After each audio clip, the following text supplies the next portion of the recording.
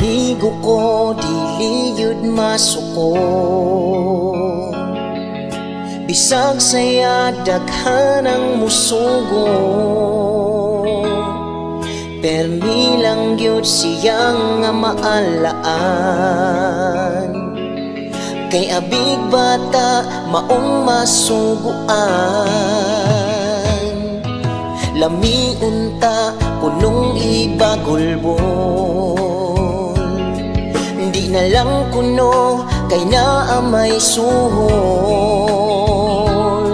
Sa iyang kagamay murag wa katubo, dili siya mailhan idadray ni dako.